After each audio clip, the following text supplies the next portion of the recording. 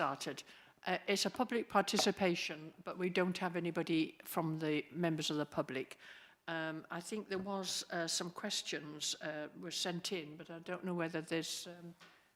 are you able to... There was one question that was not... that is going to come back to us, isn't there?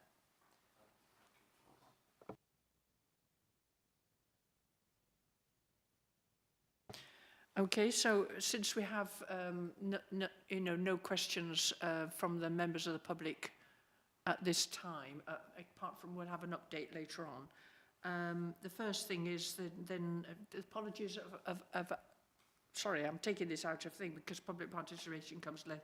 It's apologies first. No apologies? Disclosures of interest. Anybody got any disclosures of interest? And I've got my standard disclosures. I am a trustee for Acton Energy and director for Heart of England Community Energy Community Benefit Society, which runs a solar farm. Both are voluntary roles. And Councillor Petrovic is a volunteer with Net Zero Stratford.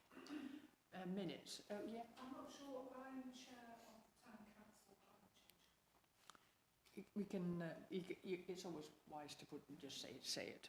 So we'll make a note of that one. And we've got the minutes. To confirm the minutes, yep.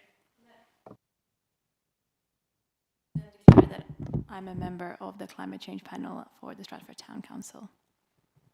Okay, we'll note that one as well. Yep. Working group.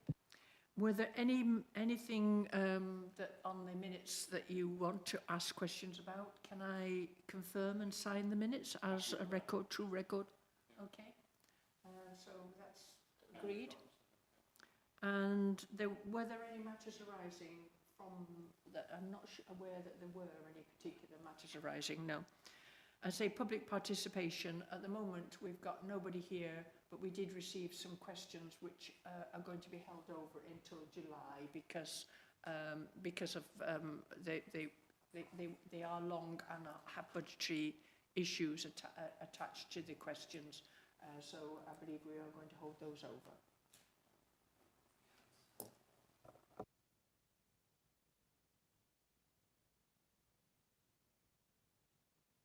Okay, yes, we also had a question from Stephen Curry about a progress status report with regard to the 2 Stratford District Council climate objectives, and that was about the climate emergency and when we were to seek the amount of emissions, stepping stones, what kind of, reaching our target dates, the milestones. The officer's briefing was that at the council meeting on the 24th of February, the new climate change and nature recovery strategy and the 25 delivery plan were adopted. These documents include specific actions and targets for the next 5 years, and the strategy will be published following the county council elections, which were on the 1st of May. A lot of the questions that were asked about the targets will be answered in that climate change and nature recovering strategy. And of course, we are now past the county council elections, 1st of May, so that will be become a public document. Ellie, is there any update on that, or is that accurate as far as you are concerned? Yeah, that's accurate. So we're looking at getting some publications about that over the next couple of weeks. Thank you very much. Any other questions on that? No? Okay, so we'll just, that has been sent. So once the climate change and nature recovery strategy is published, I'm sure we'll get some more questions. Anybody else want to raise any other issues on that? In which case we go to the Tree Call to Action project. And this is to receive an update from the Heart of England Forest on the Tree Call to Action project.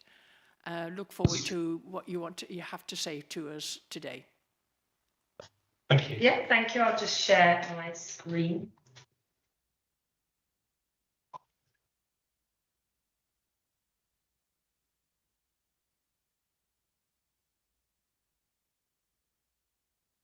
While Emma's doing that, if I could just introduce ourselves. So that's my colleague, Emma Pastridge. She was one of the project delivery officers for the Trees Call to Action Fund project.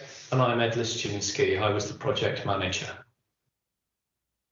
So thank you very much for inviting us. We're very pleased and grateful to be able to talk to you with regards to the successes of the project, and obviously the hard work that Ellie put in as well.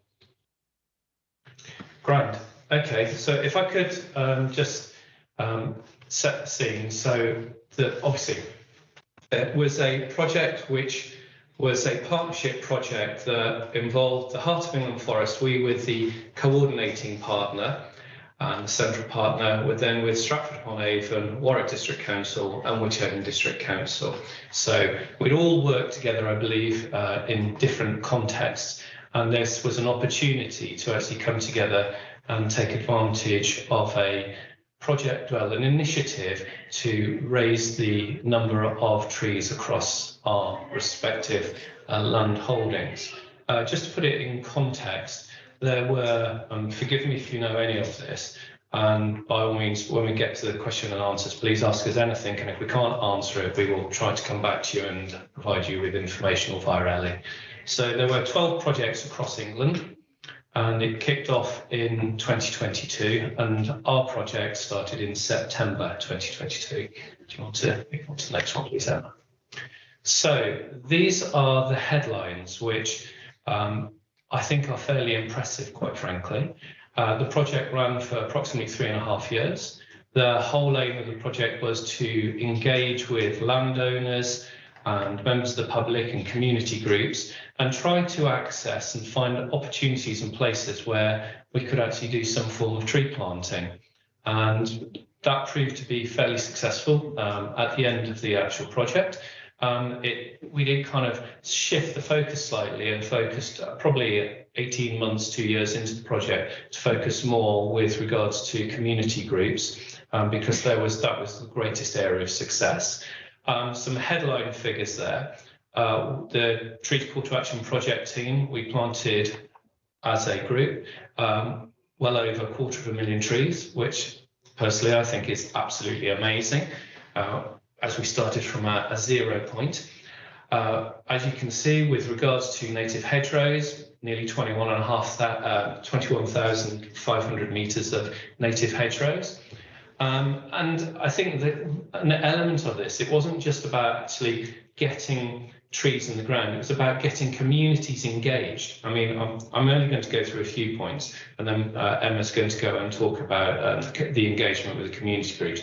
That was really significant because it wasn't just about, as I say, getting trees in the ground. It was about managing the trees once they're in the ground, trees which are already there, and orchards, maintaining, looking after them. So we had a whole range of activities and training events which were across the entire project area, but also they were split also across the various district council areas. So I think that's quite important. With regards to the delivery, there was 3 project delivery officers, 1 project manager, that was myself, and then a really key thing, what's missing and is not only under-resourced, but we have a lack of skills across the entire sector with regards to people coming into it to be able to actually help manage and maintain trees. So we had 4 forestry apprentices as part of this project, which they contributed by not only doing actual practical work, but turning up to events and activities to support the project delivery officers. Emma, could you go on to the next one, please? Right, and this is the project area.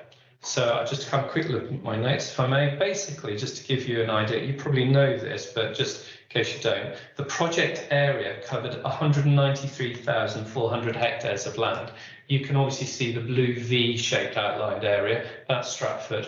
So that's your area. I think that one of the key things to take away from this is the distribution of where we've planted. There's no specific clumping. It's actually fairly evenly distributed across the entire project area, which quite frankly, we are very, very pleased because you've no idea how that's going to pan out. So with regards to community groups and on a ward basis, it is across the entire project area, and most definitely with regards to Stratford-on-Avon DC, it's a good distribution. And obviously you can see the difference. You can see by the time we got to year 3, there's many more purple dots. So as with all projects, it's got to actually get ahead of steam. And then once it gets rolling, I mean, quite frankly, we could easily have run this project on for another 12 or 18 months if the funding would have been there. So it's fairly significant. And then with regards to woodland hectares, which you can see the number throughout the duration of the project, 164 woodland hectares, so fairly significant, quite frankly. Emma, would you mind? Yeah. So so I'm just going to focus on some of the community things and some of the different things that the TCAP project achieved within Stratford-on-Avon DC. So this is just a little snapshot before I go into more detail. But you should know, obviously, out of that total, just within Stratford DC on like kind of third-party community parish kind of land. Obviously, you can see it was over 41,000 trees in the ground, which obviously made up 22 woodland hectares and nearly 12,000 metres of native hedgerow. So pretty amazing, really. And I should say, in some capacity, we worked with 145 different groups. This might be parish councils, community groups, farmers, landowners. So we engaged with that many different groups, and that can be, as Ed was saying, anything from actually helping them find funding, helping them plant trees, maintenance, just advice on what they should do with their land, upskilling, volunteers, anything like that. So we did a whole range of stuff that I'll go into more detail about with a couple of the examples that we ran over the project. So one of these examples was we worked with this lovely parish council and community group, and we really kind of worked with them and we helped them firstly find some funding and what funding was appropriate for them. They wanted to create this lovely orchard, and we were actually able to help kind of advise on the right trees for the right area, actually how to plant them, how to look after them, the design of the orchard. And it's really nice because being on this kind of community green space land, they were able to interact with local farmers, other groups that hadn't come together before.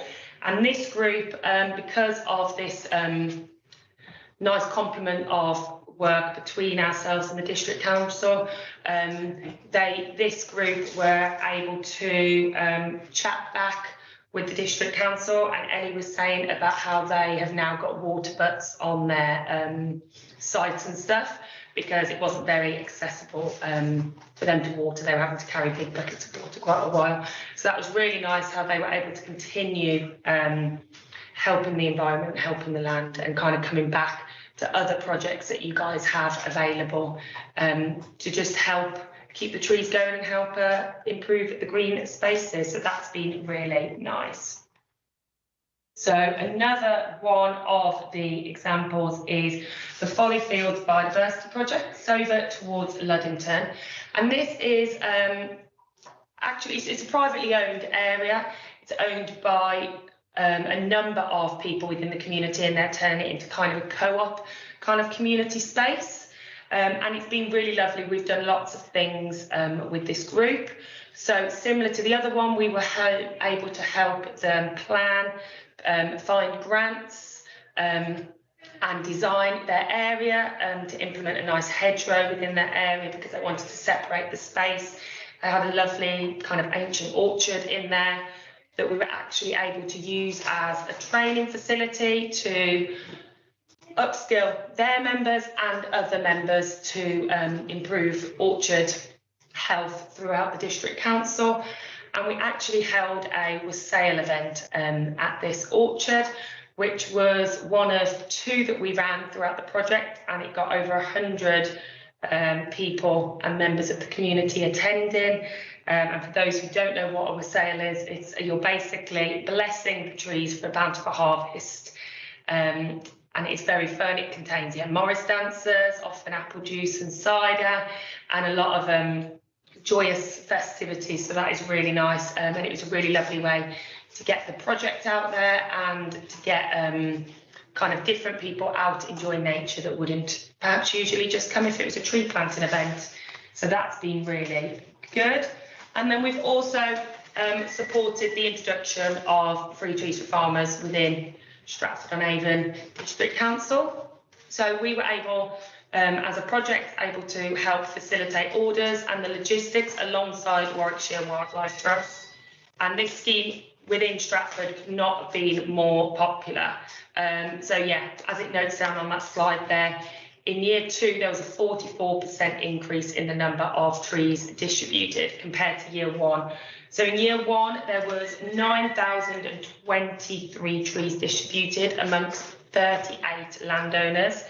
And then in year 2, that jumped up to 16,412 over 48 landowners. And to be honest, it could have been a lot more. Within that year 2, we had to pretty much half our orders from what they came in as. So the demand is definitely there to help these farmers. And a lot of them, they just want to gap up hedges, they want to work field corners, and it's all obviously amazing stuff within landscape connectivity and connecting those vital habitats. So I think it's been a wonderful thing to bring that within Stratford District Council. So we spoke about volunteering and upskilling residents within our project area. So over the whole project area, we had over 1,000 volunteer hours spent working on kind of specific TCAP projects, and pretty much over a quarter of that was within projects in Stratford District Council. So that has been lovely, but this doesn't include the Heart of England forest land, and we obviously own a substantial amount of land that falls within Stratford-on-Avon District Council. If we were to add that in, it would be well over the project length, so the last 3.5 years, it would be well over 48,000 hours. And obviously a lot of our volunteers do come from your district council. So it really shows that we're able to offer these opportunities and tree planting events and biodiversity surveying to your residents. And I should say, so we're over the 3 years, we have upskilled 46 people with training opportunities. We've done 1 hedge lane workshop and we've done 3 orchard pruning days, all within Stratford-on-Avon District Council. And then a lot of them have gone on to kind of show their volunteers and different things like that on how to carry on these skills that are well needed within the sector. And that just about brings a roundup. So obviously one of the big legacy plans hopefully is the continuation of the free trees for farmers. Warwick District Council are continuing it this year, and Wychavon District Council are continuing their version. And obviously we spoke to Ellie, and hopefully you guys are going to continue that as well. So that will be really nice, and that's a nice continuation and legacy of the project. The other aspect with regards to legacy plans, we were very fortunate. We were able to actually commission external consultant called Treeconomics. This covered the entire project area, and that was to do a canopy cover report. So we have 4 reports. We have one which covers the entire project area globally, and then each one of the partners has their own bespoke tree canopy report, which Ellie has, and that's just a snapshot taken where it says the canopy cover by ward. So it is taken on a ward by ward basis. So we believe that's very helpful for all of us and all the partners, because depending upon obviously shall we say finances and interest and just enthusiasm, one could focus, if there was that opportunity, on some of the wards perhaps which don't have such a high tree canopy cover. However, I I don't know if you'll be able to see it close enough, but obviously Ellie can share this report with you all. Stratford-on-Avon as a whole has a canopy cover based on it's 13.2%. So you've now got a baseline of where you're at. And then all this information is based upon Google Earth metrics. It's obviously it's a snapshot in time. And I think something that's worthwhile bearing in mind is all the trees that have been planted currently are not included in this because they're too small to be able to be spotted from aerial photography. The size that can be shown is about the size of a CD. I'm showing my age now, but it's basically a CD size. So if anything larger than that will show up on aerial photography. So if this is repeated, shall we say, in 5 years' time, everything that we've planted collectively, and then also within Stratford District Council, will start to show. So I'm fully expecting the 13.2% to shoot up quite significantly. I think what's worthwhile saying is that obviously we've got canopy cover target by 2050 set by the UK government of 17.5%. Well, you can actually look down and see all the way down the figures, and we're getting phenomenally close within Stratford to a lot of the wards actually having already achieved that, and other areas getting close. So I think it's a really useful document post the TCAP project. The other thing which I think is very worthwhile saying, unfortunately, there is no, at present, there is no nothing coming out from the Treasury and then being administered by Heritage Fund for a TCAP 2. There is definitely a demand for that from, I think, all of the projects that ran across England, all 12 projects. However, within our part of the world, I think what is very obvious from certainly the Heart of England Forest point of view, we have a relatively new CEO, Andy Parsons, and he is incredibly keen on wanting to continue partnership opportunities. So I think certainly in the medium and long term, if there are any opportunities that we can work together as part and parcel, as a partner with Ellie and the team, and also obviously all the elected members, we are very open for discussions and wanting to work together. So hopefully that gives you a kind of a broad snapshot flavour of where we're at and what we're willing to try to do and work together. So thank you very much for listening. And Thank you. If you have any questions, please ask and we'll do our best to answer them for you.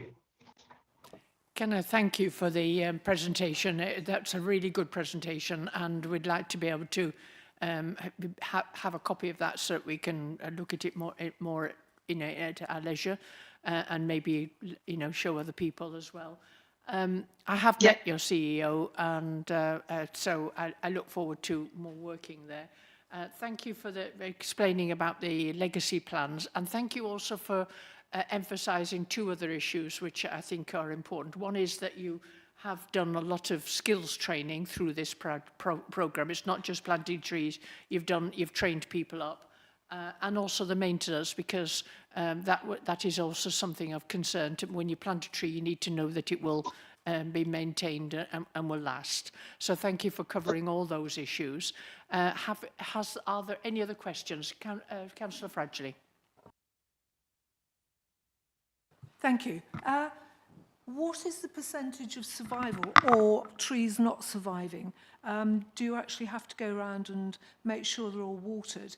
Are you using the county idea of the plastic reservoir around the base of a tree to actually ensure they survive? Thank you.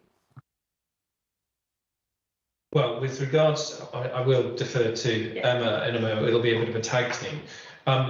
Broadly speaking, and this is not necessarily just specific to trees planted in, shall we say, within the Stratford-on-Avon kind of geopolitical area, it depends very much on the year and the weather conditions. But one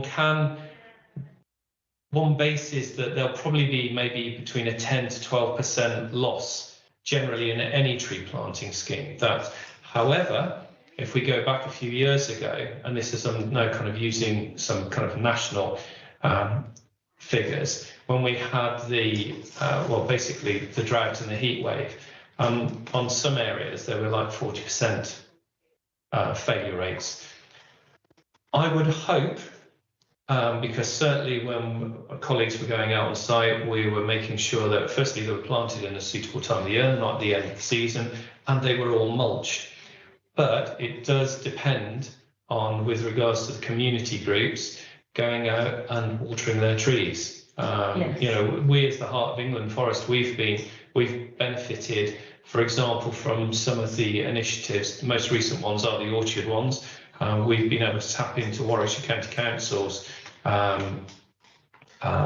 coronation tree planting initiative, and we've got a couple of linear orchards.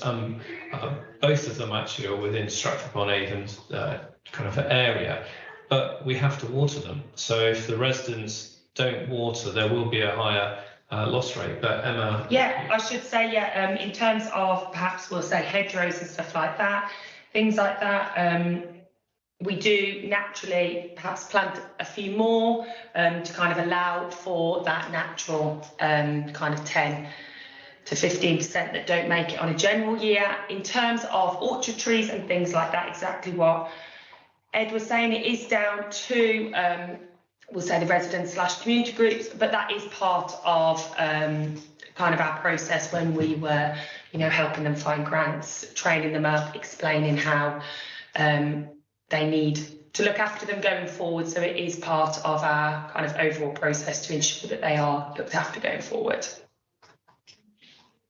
Thank you for that. Can I just, I mean, it was a number of years ago, I got some, about a dozen street trees in an area in Stratford, and not one single tree has died because the residents actually had to contribute financially towards doing it. We got some grants, but they wanted them so much they actually put their own money in. And they were out there all the time watering them because they'd actually got a sort of commercial interest as well. If they're in a suitable place, is there a possibility of actually getting a little bit more commitment from residents to actually go out and do the watering? I hope so, wouldn't you? I mean, the Yeah. thing is that all the people who came out, they were fully engaged.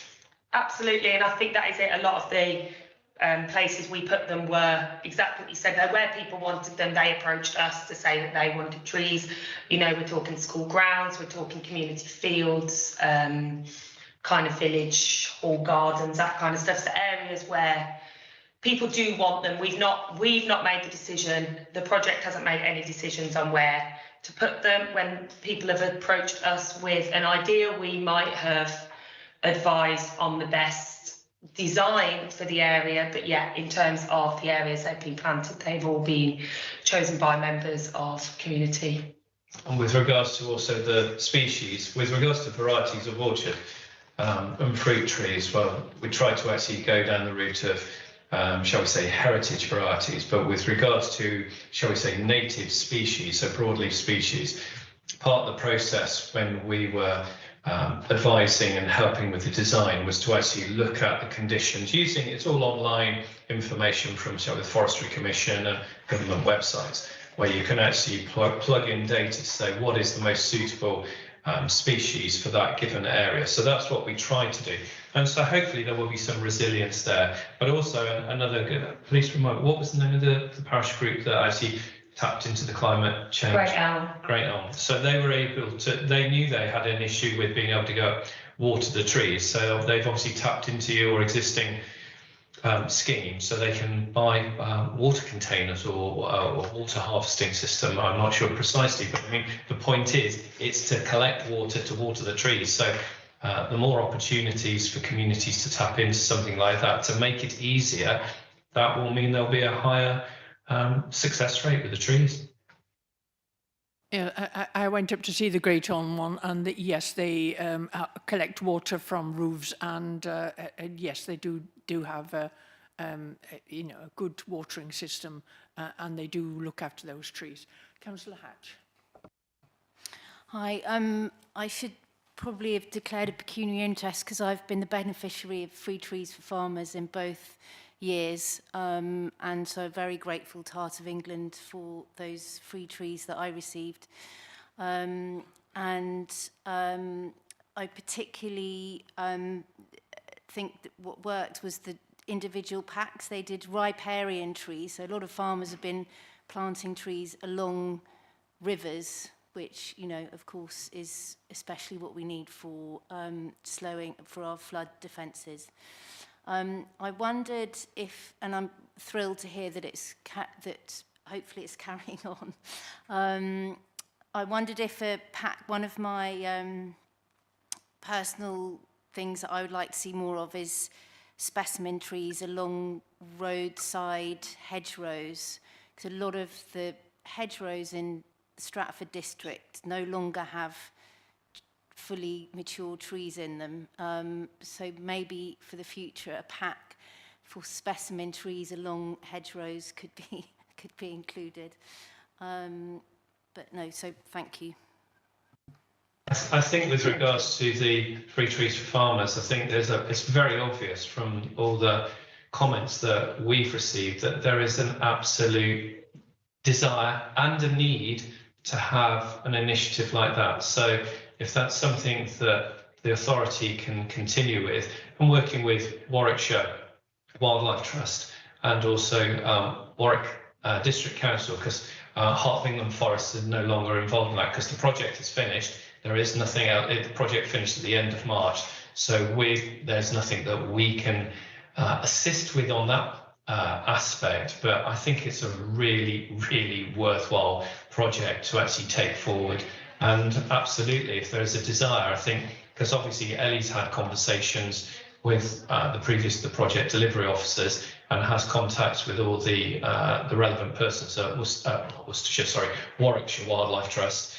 So if there's a desire for modification of the packs, I'm sure that can be factored in. Councillor Keithley. Thank you. Thanks, Edward, and that was a really interesting presentation. I'm the district councillor, ward member for Long Marston. It's not really a surprise that I saw that Long Marston was quite close to the bottom of the list for tree cover, but it's probably close to the top of the list for new housing development, because we've got Meon Vale developed on the old barracks, and now we've got a garden village coming at the airfield. What I've noticed is that the trees that the developers put in aren't looked after very well, generally. And people are moving into houses where there's areas that are almost bereft of any tree cover at all, which is a great shame. I'm wondering whether or not you've got any thoughts on supporting developers, better equipping them to plant perhaps either in advance of their developments so that the trees can start to become established earlier. I know that's probably easy to say because you've got a lot of building going on, but there are areas that are identified within these developments that are green open spaces. And I'd be interested to know your thoughts. As I drive around Long Marston, I see a lot of open agricultural land and low hedges, but not many trees, got to be honest. So, but that's where people are going to be living. Yeah, I mean, whilst we did do some community planting at Meon Vale, because, as you said, the trees that the developers put in, you know, they probably planted them at the wrong time or not the right species. So we did do some planting with a number of the community groups to, yeah, as I said, we'll say help rectify, help improve situations.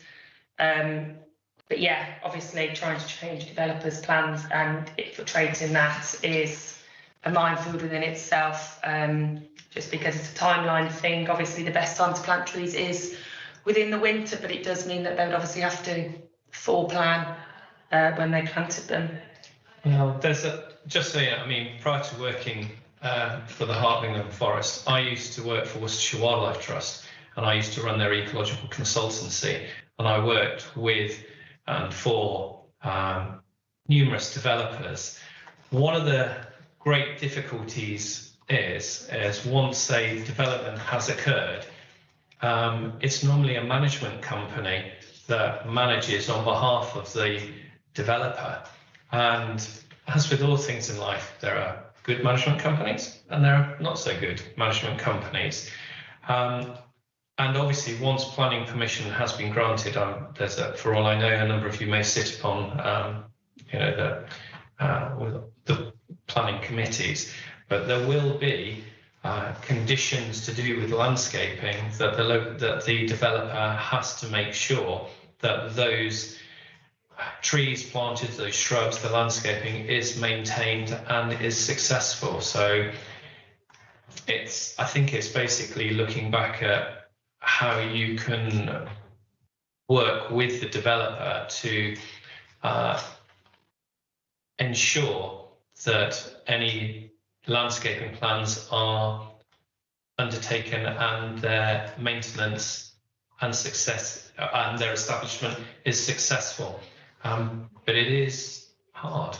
It is definitely hard. I mean, I think from a community point of view, one of our colleagues, one of the delivery officers, lives in Meon Vale. So if the more community engagement once a site has been, shall we say, developed and enthusing the locals and the people who live there to maintain and look after the area, that would have some benefit. But obviously the reality is, if it's a condition of a planning permission for a developer to make sure there was an establishment, it's down to the enforcement of the condition, really.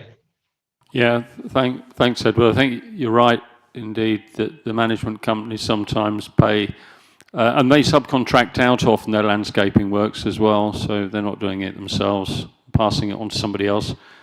So it's about that engagement and ownership, isn't it, of the local community with the plants that are around them. But what would be interesting is getting the parish councils on board with your list of canopy cover. When I point that out to the parish councils in my ward, I think I'll be challenging them to see if they can get themselves up a little bit that table of ranking. I don't think anybody wants to be down the bottom there, do they? Thank you. I have absolute confidence that in the years to come, genuinely, with all the initiatives that are going across all the various areas, the canopy cover will significantly increase and it will look healthy. But as with all things, things have to be given time to grow. So I'm positive it will occur. Kenneth, thank you so much for your presentation.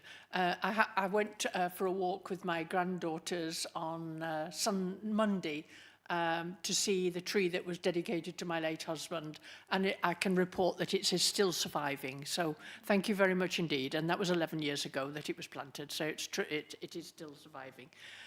So thank you very much for your presentation. Are there any other questions, particularly from anybody that's online? No other questions? Then thank you very much indeed for your presentation, and we look forward to being updated, and speaking to you again in years to come. Eleanor, have we got any other update on that at all? Or we're just kind of happy? You're happy with the presentation? Just to say really that we're currently looking at a number of tree planting projects and making sure that we can continue the free trees for farmers. We know that there's a demand for that, so we're looking at ways to carry that on in the absence of the tree call to action project closing.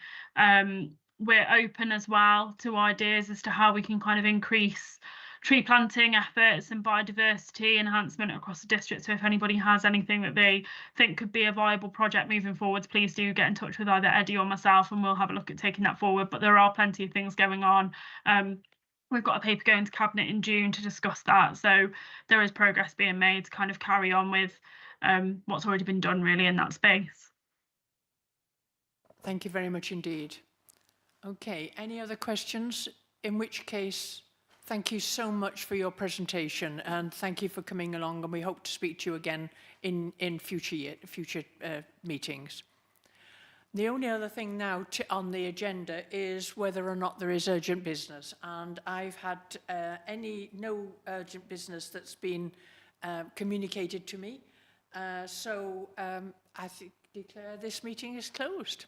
Thank you very much indeed for your attendance.